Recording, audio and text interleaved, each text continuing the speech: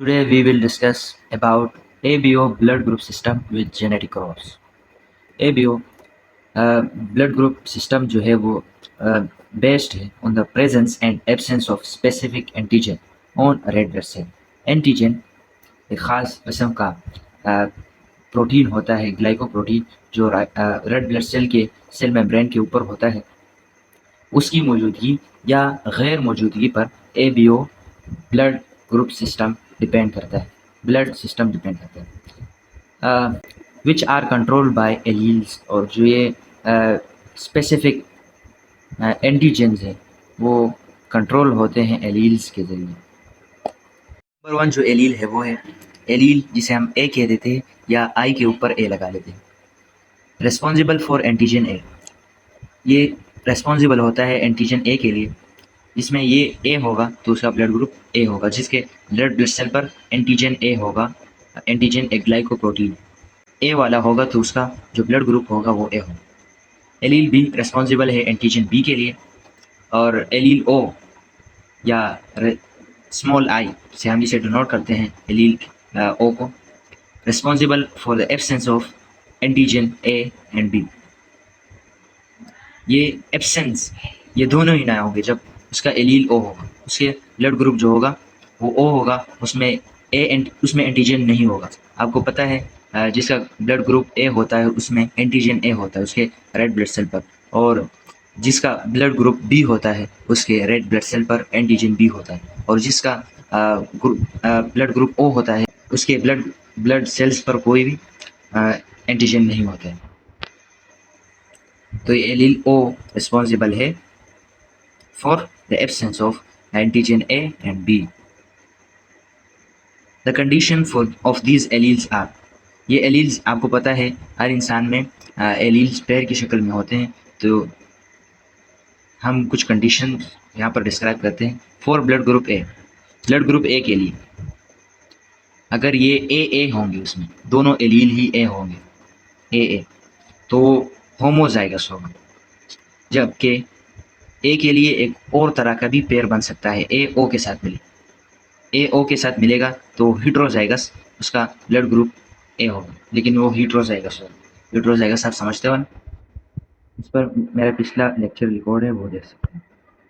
For blood group B के लिए B भी हो सकता है, और जो होमोजाइगस होगा, और बी ओ भी हो सकता है जो हिट्रोजाइगस होगा। फॉर ग्रुप ए बी, जिसका ग्रुप ए बी होगा तो उसका एलील ए और बी दोनों मिलकर ये सिर्फ हिट्रोजाइगस हो सकता है। For blood group O, blood group O के लिए या तो दोनों ही ओ होने चाहिए, तो ये सिर्फ होमोजाइगस हो सकता है। तो ग्रुप ए के लिए या तो ए होगा या फिर ए ओ होगा, जबकि ग्रुप बी के लिए बी होगा या बी ओ होगा। ग्रुप ए बी के लिए सिर्फ ए बी हो सकता है, ग्रुप ओ के लिए ओ हो सकता है। To understand the inheritance pattern, let us consider some possible crosses. अब जेनेटिक क्रॉसेस की बात करते हैं। If both parent have blood group ए, जब दोनों पेरेंट के पास ब्लड ग्रुप ए हो, जिसका जीनोटाइप कैसा हो सकता है ब्लड ग्रुप ए के लिए, मैंने बताया था कि या तो ए होगा या फिर ए ओ होगा। ए या फिर ए ओ के लिए आप एलील के लिए आप स्मॉल आई भी यूज़ कर सकते हैं। There children could be blood group ए हो सकता है इनका। अगर ए मिल जाए या फिर ए आई मिल जाए तो ब्लड ग्रुप ए होगा, क्योंकि ए हमारे पास ओ पर डोमिनेंट है। ओ के लिए आप स्मॉल आई भी यूज़ कर सकते हो। अगर दोनों माँ बाप हिट्रोजाइगस हो तो फिर ब्लड ग्रुप ओ भी हो सकता है। अगर एक हिट्रोजाइगस हो तो सिर्फ, या फिर दोनों होमोजाइगस हो तो ब्लड ग्रुप ए होगा। अगर दोनों हिट्रोजाइगस होंगे तो फिर ए भी हो सकता है और ओ भी हो सकता है। If one parent has type A, blood group ए हो एक पेरेंट का और दूसरे का बी हो, जीनोटाइप कैसे हो सकता है? ए हो सकता है या फिर ए आई, बी भी हो सकता है या फिर B I, small I. Their children could have type blood group A भी हो सकता है, बी हो सकता है उनका blood group,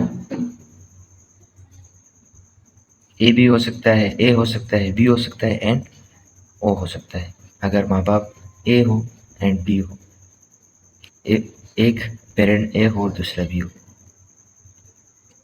if both have blood group O, their children will have only blood group O. सिर्फ ओ ही हो सकता है अगर दोनों माँ बाप के पास ब्लड ग्रुप हो।